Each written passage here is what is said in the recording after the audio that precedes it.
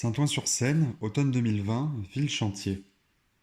Depuis déjà plusieurs années maintenant, Saint-Ouen fait peau neuve pour préparer l'arrivée des Jeux Olympiques de 2024, mais aussi pour le projet du Grand Paris dans lequel la ville s'inscrit. Du nord au sud, des chantiers ponctuent Saint-Ouen, entre deux maisons de ville ou sur d'immenses terrains vagues, près des puces, de la mairie, des docks ou le long du boulevard Victor Hugo. La ville se trouve ainsi dans une temporalité toute particulière, elle est en pleine mutation. C'est une ville qui ne ressemble déjà plus à l'ancien Saint-Ouen industriel, mais qui est encore loin du résultat attendu pour la fin de ces grands projets urbanistiques qui concernent la capitale et sa banlieue. Si l'évolution des villes peut être considérée comme un processus continu et dans la durée, sans réelle fin, Saint-Ouen semble faire table rase de son passé de cité ouvrière pour devenir l'une des communes les plus attractives aux portes de Paris. Pour arriver à une telle fin, les chantiers se succèdent sans laisser de répit à la ville, l'un commençant alors que le précédent est encore loin d'être achevé. Ainsi, entre 2011 et l'horizon 2030, ce sont 28 chantiers de moyenne et grande envergure qui seront réalisés, renouvelant ainsi 88 hectares sur 431, soit environ un cinquième de la superficie totale de Saint-Ouen. En comparaison, cela reviendrait à imaginer que les 7 premiers arrondissements de Paris, ainsi que les 3 quarts du 8e, soient entièrement reconstruits. Les quelques Odoniens ayant accepté de répondre à un questionnaire ont d'ailleurs souligné l'omniprésence de ces chantiers dans la ville. Grise, moche, chaotique, triste sont les mots qu'utilisent les habitants de Saint-Ouen pour qualifier l'état actuel de leur ville. Les travaux traînent en longueur et la crise sanitaire ne les aura certainement pas fait accélérer. Autour de ces nombreux chantiers, la ville semble vide. Seuls les ouvriers et les machines semblent réellement animer Saint-Ouen. Les machines qui bougent, les machines qui crient, les machines qui se repaissent des carcasses du passé de la ville pour permettre à d'autres machines d'y édifier ce qui sera Saint-Ouen demain. Ces différents chantiers, souvent d'envergure, sont synonymes de nuisance pour les personnes qui pratiquent la ville. En plus du bruit évident qu'entraînent les travaux, des éléments d'architecture éphémères tels que des grues, des palissades, des séparateurs de voies, des bâches, viennent envahir l'espace pendant des mois et même des années. Carrefours modifiés, traversées obligatoires, déviations, interdits au public, la ville en chantier adopte également une nouvelle signalétique. Les règles ont changé, les trajets du quotidien sont bouleversés, on ne peut plus pratiquer la ville de la même façon. En effet, les chantiers perturbent l'organisation de l'espace public qui les entoure. Certaines rues sont partiellement altérées, quand d'autres sont complètement bloquées à cause de l'emprise des chantiers sur le tissu urbain. Ces altérations sont notamment dues à la présence des palissades qui viennent grignoter les trottoirs, impliquant ainsi par la suite la nécessité de créer des nouveaux espaces de circulation piétons sur la chaussée via l'utilisation de séparateurs de voies en plastique, en métal ou en béton. Le partage de l'espace public entre automobilistes et piétons devient subitement inégal lorsqu'il y a présence d'un chantier. Les chantiers urbains, d'ordinaire inaccessibles au public, représentent un univers bruyant et dangereux, réservé aux professionnels du milieu de la construction. Souvent cachés derrière des palissades, ces espaces en travaux sont ainsi des lieux isolés visuellement, spatialement et socialement. Ainsi, il existe une fracture entre les chantiers et le reste de la ville. Ils semblent vivre dans un espace-temps à part, créant alors des tensions. Même s'ils sont censés signifier un embellissement de la ville, une amélioration du bien-être urbain, leur nombre, leur taille et leur durée importante suscitent le mécontentement des Odoniens qui commencent à ne plus supporter les nuisances dues aux travaux. Une question se pose alors pour régler ces problèmes d'urbanisme: comment conjuguer la vie de chantier et celle des habitants de Saint-Ouen? Une stratégie doit être pensée dans le but de faire disparaître cette fracture en cherchant à intégrer les chantiers dans la ville. Pour cela, il est important de penser la ville comme un paysage en transition qui évolue sans cesse, comme a pu l'évoquer notamment l'architecte et urbaniste Raoul Mérotra dans plusieurs de ses conférences. I'm working on, I call it the kinetic city. We need to think of cities in terms of transitionary landscapes, which means then the temporal dimension becomes very important, the ephemeral becomes very important. We should be using space on a temporal way, because that's the way you can make this transition without locking yourself into one solution. Tous ces chantiers qui ponctuent la ville sont les marqueurs de cette transition à Saint-Ouen. Il est alors nécessaire de considérer le chantier comme un moment de changement à part entière, faisant partie de la ville vécue par chaque individu, et non pas comme étant dans un espace-temps qui fait abstraction du reste, et dont les seules manifestations qu'on en perçoit sont vécues comme des nuisances. L'un des moyens pour parvenir à intégrer les chantiers dans le tissu et la vie de Saint-Ouen était d'imaginer différentes étapes d'intervention allant de l'extérieur vers l'intérieur de ces chantiers. Penser une formule qui serait applicable pour n'importe quel chantier en choisissant 3 éléments ou notions clés: l'environnement, la frontière et le point contact. Dans un premier temps, il s'agirait donc de repenser l'espace public pour que tout le monde y trouve son compte et que les abords du chantier ne soient plus un no man's land que l'on veut éviter à tout prix. Pour permettre une progression, il faudrait ensuite intervenir sur la frontière qui sépare le chantier de la ville et chercher à la rendre plus poreuse pour permettre une meilleure communication visuelle et intellectuelle des habitants et des passants vers l'espace en travaux. Et finalement, la création de points contacts aurait pour objectif de permettre aux habitants de bénéficier d'espaces de compensation autour de ces chantiers qui s'emparent temporairement d'une partie de l'espace public et ainsi de leur offrir des lieux de rencontre et de discussion. Pour tester cette stratégie, penchons-nous sur les parcelles qui accueilleront d'ici quelques années l'hôpital Grand Paris Nord. L'intérêt d'un tel choix vient dans un premier temps du fait que le chantier n'a pas encore démarré. Et il est ainsi possible d'anticiper un moyen de traiter les abords du chantier pour l'intégrer au mieux dans la ville dès son démarrage, les Audoniens étant déjà inquiets quant à son déroulement alors qu'il n'a même pas encore commencé. Ce projet s'implante sur 2 parcelles car 2 programmes sont compris: un hôpital et une université de médecine. L'université, sur la parcelle nord, reprendra la place du Conforama, du parc d'activités Godefroy et d'un petit îlot de logement. Quant à l'hôpital sur la parcelle sud, il remplacera toute l'usine PSA.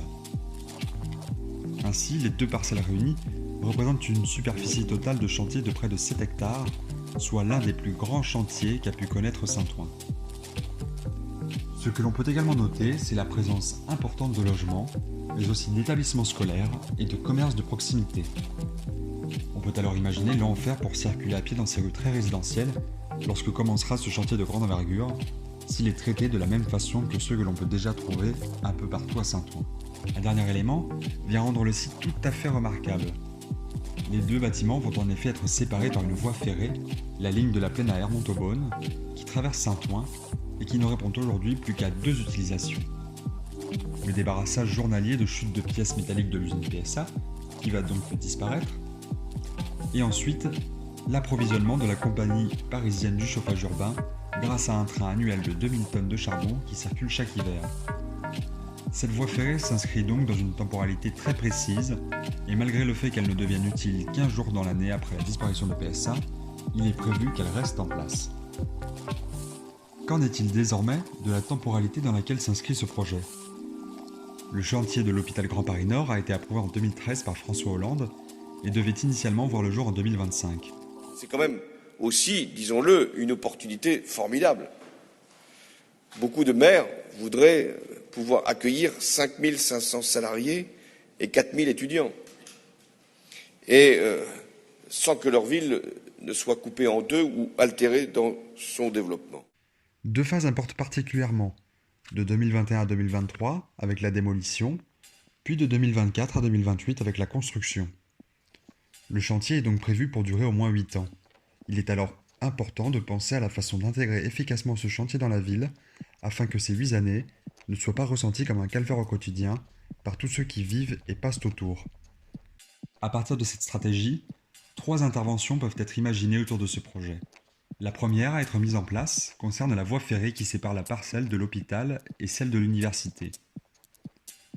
Pour ne pas que cet élément d'architecture urbain ne soit rendu quasiment obsolète suite à la fermeture de PSA, il faut la reconvertir. Durant la première phase, celle de la démolition, la voie ferrée serait utilisée pour évacuer les gravats. De cette façon, il serait possible de limiter les allées et venues de poids lourds de chantier dans des rues où le trafic automobile est déjà bien assez stressé. Dans un second temps, lors de la phase de construction, l'idée serait de rendre la ligne de la Plaine à Hermontaubonne praticable par les piétons sur le tronçon rejoignant l'avenue du Capitaine Glarner et la rue Louis Blanc. Il s'agirait d'imaginer un dispositif léger qui viendrait se poser sur les rails afin de les rendre adaptés à la circulation des piétons et qui pourrait être rapidement monté et démonté chaque année le jour du passage du train contenant le charbon de la compagnie parisienne du chauffage urbain.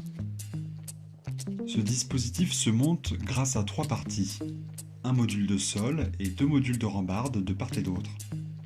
Différents modules de rambarde, incluant du mobilier urbain, permettraient de donner plus de vie à cette nouvelle rue piétonne en offrant la possibilité de s'asseoir, de pique-niquer ou de se protéger de la pluie tout en regardant le chantier qui se déroule. Des espaces en friche du côté de l'avenue du Capitaine Glarner et de la rue Louis-Blanc permettraient notamment d'installer des escaliers et rampes pour rendre ce nouvel espace public accessible à chacun. L'utilisation de ce tronçon de voie ferrée permet de mettre en valeur cet élément si particulier de la ville, de proposer un espace privilégié pour la circulation des piétons qui peuvent alors facilement traverser la zone de chantier en toute sécurité, à bonne distance des engins de chantier, le chemin ferroviaire ne pouvant même pas être survolé par les grues, car considéré comme étant une zone interdite de survol. Cette rue perchée permettrait également d'offrir un point de vue en hauteur tout à fait inédit sur le déroulement des travaux et de rendre ainsi au corps sa place dans la ville, aujourd'hui oubliée dans le contexte de Saint-Ouen, où dominent les machines et les voitures. Dans cet espace, le corps est libre de voir, d'entendre et de se mouvoir. En plus de cela, pour repenser l'espace public dédié aux automobiles, il est important de se pencher sur les flux des véhicules de chantier qui s'ajoutent au trafic. Si l'utilisation de la voie ferrée pourrait permettre dans un premier temps d'en réduire le nombre lors de la démolition, on ne peut espérer compter uniquement dessus. À Nantes, la superficie des chantiers entre 2018 et 2025 s'élève à 58 hectares contre 65 à Saint-Ouen. Une étude menée dans cette ville dit qu'une moyenne de 140 véhicules de chantier par jour circulent dans les rues du fait de la présence de sites en travaux.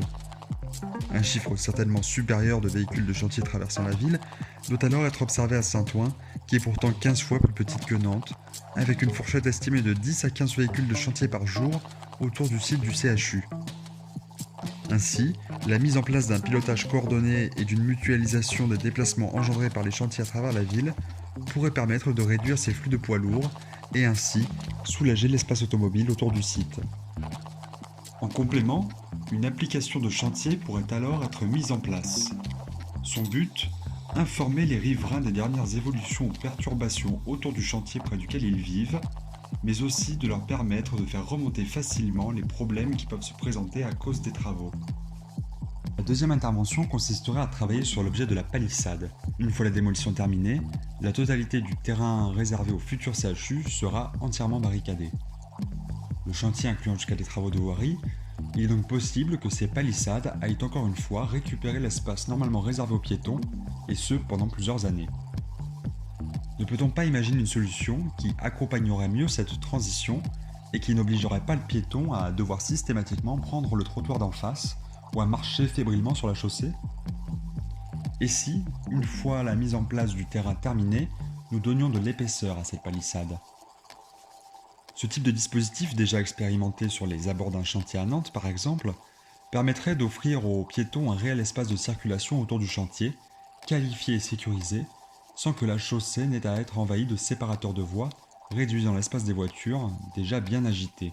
Cette proposition permet de contourner le phénomène de grignotage des trottoirs, au moins pendant quelques années, jusqu'à ce qu'il soit nécessaire de réaliser les derniers travaux concernant la voie publique. Si ces deux propositions traitent chacune de la notion d'environnement et de frontières, qu'en est-il des points contacts? De chaque côté du chantier, au niveau de la place du Capitaine Glarner et à l'angle des rues Farquhar et Louis Blanc, se trouveront respectivement le parvis de l'université et le parvis de l'hôpital. Durant les premières années du chantier, jusqu'au moment où encore une fois il sera nécessaire de réaliser les derniers travaux de l'espace public entourant le projet, il s'agirait d'investir ces espaces grâce à des bâtiments éphémères accessibles aux habitants. L'idée serait de proposer des espaces de compensation pour les Odoniens, comme pour contrevenir aux désagréments causés par les chantiers qui les privent de mètres carrés, en investissant ces endroits comme anticipation de leur future qualité d'espace public lorsque prendront place les parvis. Ces structures éphémères pourront être investies librement par les habitants pour divers événements, le principal étant d'en faire des lieux de rencontre et de discussion, aussi bien entre les habitants qu'entre les habitants et les acteurs du chantier.